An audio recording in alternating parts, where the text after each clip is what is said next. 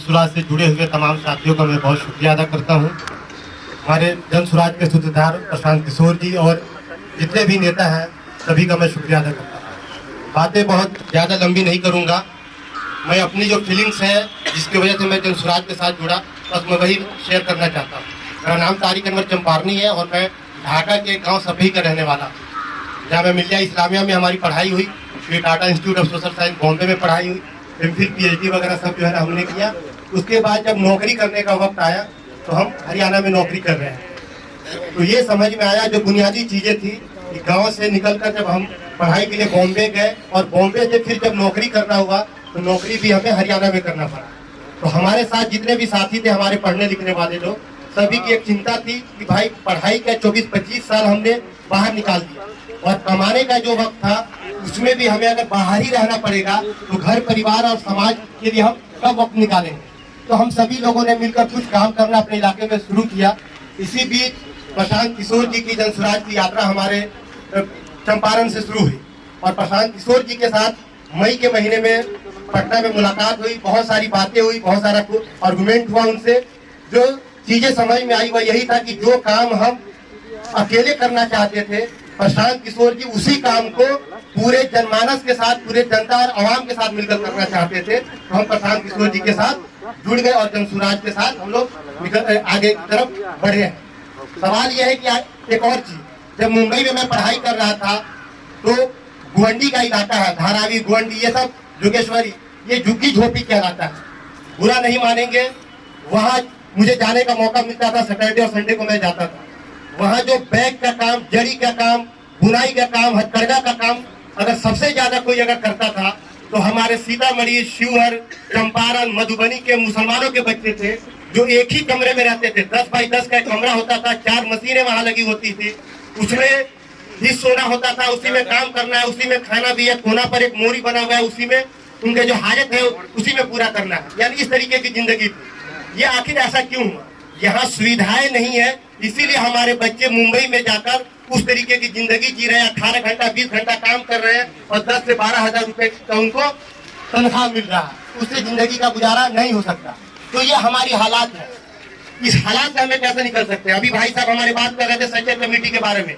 Sachar committee ने जो report पेश किया उसी रिपोर्ट को तो लगभग मिलता जुलता आज लालू यादव और नीतीश कुमार का जो जनगणना आया उसमें साबित हो रहा। सच्चर कमेटी की रिपोर्ट की रिकमेंडेशन आई तो रंगनाथ मिश्रा कमेटी का गठन कर दिया।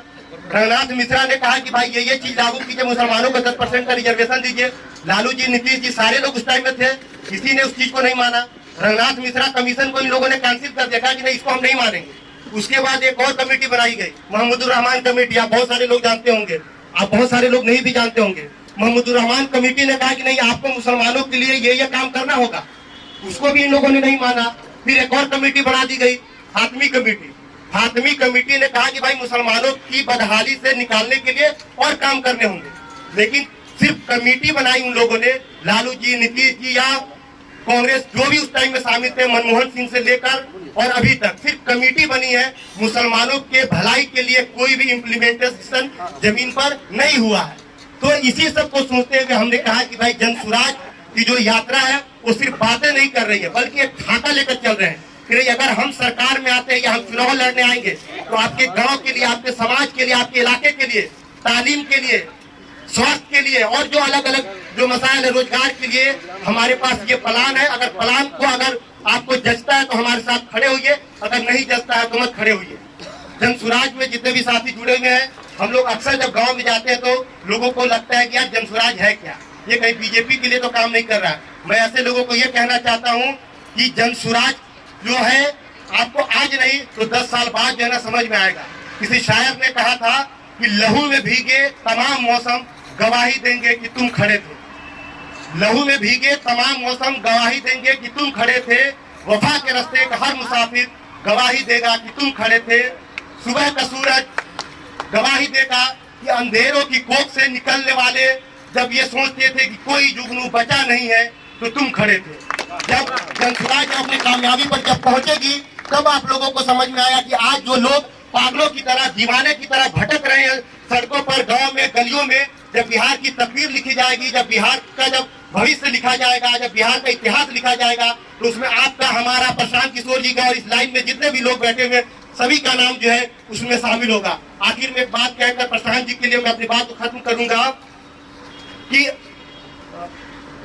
किसी ने शायर ने कहा था कि अच्छे बुरे की तुझको खबर देकर जाऊंगा, अच्छे बुरे की तुझको खबर देकर जाऊंगा, चेहरों को पढ़ने वाली नजर देकर जाऊंगा। मैं इस जमाने का वो संग तराश हूँ कि पत्थर को भी बोलने का हुनर देकर जाऊंगा। यही काम कर रहे हैं। बहुत बहुत